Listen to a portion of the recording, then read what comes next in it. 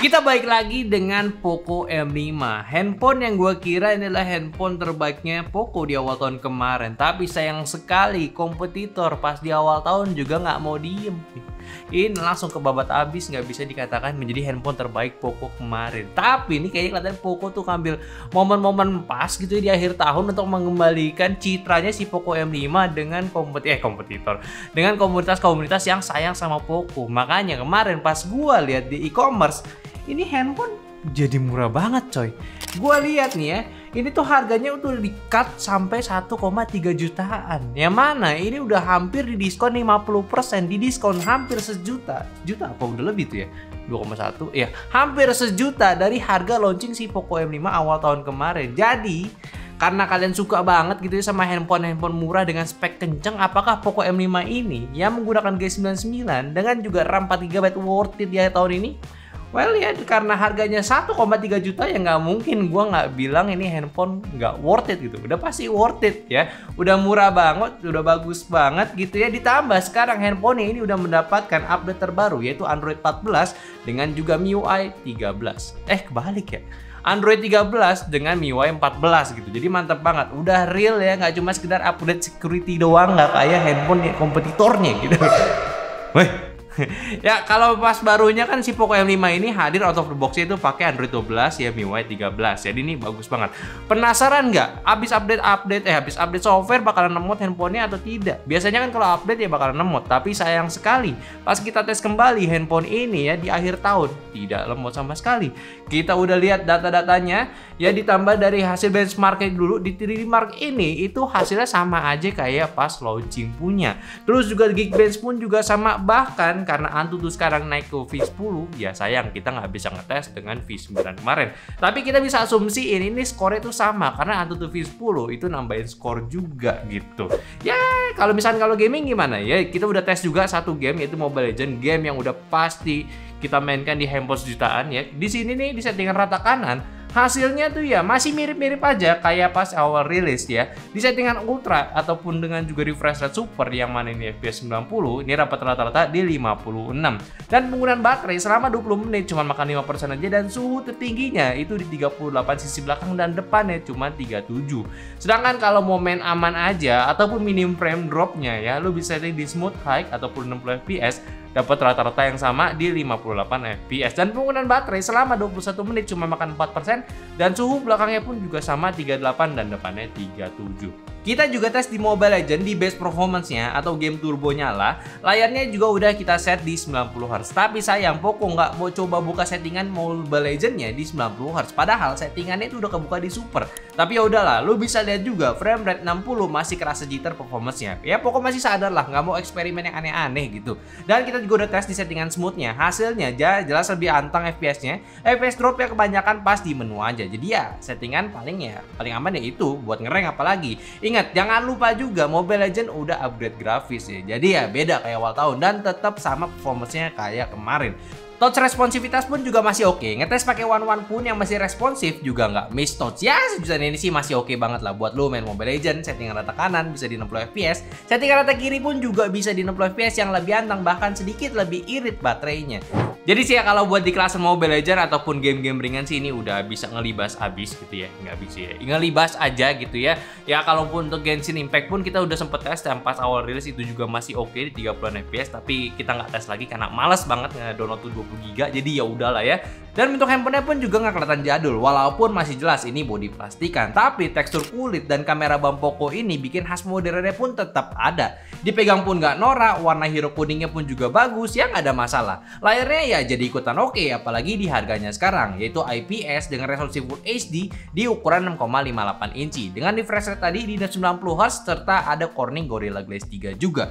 Kalau kamera ya udah juga triple kamera, udah standar Xiaomi sekarang juga, yaitu 50 megapiksel utama dan juga 2 kamera tambahan. Bukan ya bukan bagus sih, tapi gimmick gitu ya. Secara hasil standar ya sesuai harga. Yang penting dari segi warna nggak aneh. Detail juga masih jelas ya, masih oke buat foto-foto, apalagi di harga segini. Biasanya cuma dipakai buat foto seputar kerjaan aja, kayak foto laporan.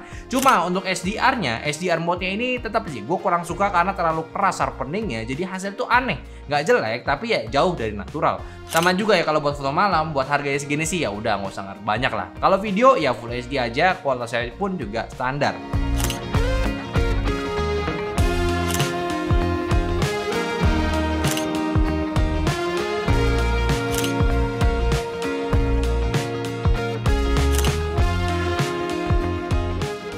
Ya, gue lagi cobain Poco M5 di akhir tahun ya. Ini yang langsung kelihatan adalah HDR-nya gitu. Lu kalau perhatiin ya. Cuman ya, yang penting selama komuk lu masih bisa keangkat sih, santai aja sih sebenarnya. Ini kan gue sih mikirnya mungkin untuk beberapa orang gitu ya.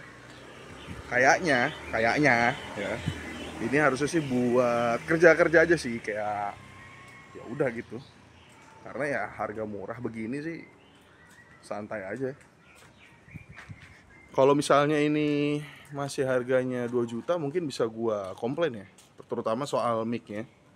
Cuman sini enggak sih.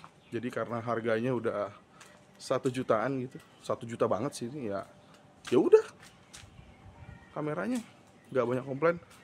Paling geter sama apa lagi? Ya mic-nya tuh terkadang kalau lu suaranya nggak begitu kencang ya, kadang-kadang dia suka nggak hilang siapa ya namanya ya, nggak diangkat gitu audionya, jadi ngomongnya agak-agak harus bersuara gitu ya. Nih kita tutup dengan kucingnya, ini namanya Jengor. Halo. Nah udah langsung balik aja ke studio. Let's go. Ya sisanya sih sekalian kita bahas kesimpulannya aja. Apakah si Poco M5 ini worth it buat di akhir tahun? Jujur aja ini udah mulai worth it, apalagi di harganya sekarang yang udah semakin murah. Ya udah jelas dia udah pakai chipset G99, itu udah mantep banget. Yang mana ini adalah chipset 4G terakhir ya si MediaTek Helio. Jadi ya udah jelas, apalagi dengan pengalaman pakai G99 di handphone lain dan juga Poco M5 ini bisa dikatakan stabil, jadi udah bagus gitu. Paling ya itu kurangnya cuma di 4GB aja. Ya walaupun 4GB itu bukan kekurangan, cuman jadi kekurangan karena banyak pilihan yang lebih tingginya gitu. Ya terus apalagi kekurangannya ya waktu itu sih sebenarnya ada kekurangan juga pas kita bahas si Poco M5 ini, yang pasti ya masih sama dan nggak mungkin berubah, yaitu di bagian speaker ini masih mono dan gyroskopnya ini software juga. Ya itu sih yang menurut kita kurang. Tapi ya karena harganya itu udah 1,3 jutaan doang gitu ya, udah semakin murah, gua rasa sih itu udah bukan sebuah kekurangan lagi. Apalagi kalau misalnya kita lihat fitur-fitur lain yang ada pada Poco M5 ini, kayak NFC-nya di 1,3 juta, jadi lumayan banget lu dapat sebuah NFC di handphone harga yang super udah terjangkau, 1,3 juta doang. Dan juga untuk baterainya dia udah di 5000 mAh, jadi pengecasannya pun juga lumayan cepat di 18 watt, nggak 10 doang. Dan di dalam paketannya dapat di 22,5 watt charging, jadi udah lumayan banget. Jadi kalau misalkan dari segi chipset itu udah bukan sebuah masalah, apalagi 1,3 G99 4GB itu ya udah oke. Ini beda rasanya dibanding kayak lo pakai G85, G88 yang masih 4GB. Dan di harga pun G88 aja, ataupun G85 pun udah wajib pakai 8GB biar bisa catch up sama si G99 gitu ya. Jadi menurut gue sih ini handphone masih worth it, apalagi kalau misalkan lo mau ngasih ngasih keluarga lo yang pengen punya sebuah handphone buat sekolah sekaligus main game tipis-tipis, gua rasa ini bisa. Apalagi kalau misalkan ya masih dipakai main game kelasan Free Fire, gua rasa sih ini udah oke banget. Jadi ya mending kalian tunggu aja, bukan tunggu sih, malah nih hari ini harusnya ya. Manfaatin aja tanggal 12 sekarang, karena udah pasti harga handphone bakalan didiskon. Salah satunya ini, kayak Poco pun juga diskon banyak banget ya, dan lu bisa beliin ini buat keluarga lo atau buat diri lo sendiri. Atau kalau lu ngerasa Poco M5 itu terlalu murah dan lu pengen yang mahal, lu cek aja di situ. Ada diskon-diskon yang lainnya pun juga lumayan. Jadi sesuaiin aja sama budget lu, jadi jangan jadi kaum mending ya. Mendingin sama budget lu aja. Lu mending kalau budget lu kecil ya lu mending bekerja gitu ya. Dan intinya kegelisahan gue dulu tentang si Poco M5 yang kenapa masih 4GB aja sekarang udah terbayarkan dengan cara di diskon yang super gila. Jadi ini gue sih nggak punya hard feeling lagi lah sama Poco M5. Tinggal kita tunggu aja nanti Poco di tahun 2024 bakalan kayak gimana aksinya. Semoga sih bakalan segila tahun ini, apalagi di Poco M5. Ya menurut kalian gimana sama Poco M5 yang udah di diskon kali ini? Coba aja komen di bawah dan like videonya kalau kalian suka. Dan juga follow semua sosial media kita yang ada di Instagram, TikTok, Facebook, dan Discord. Semua link di deskripsi. Dan jangan lupa share video ini ke teman-teman kalian yang lagi butuh handphone murah. Dan terakhir, sampai jumpa di videonya selanjutnya. Bye-bye!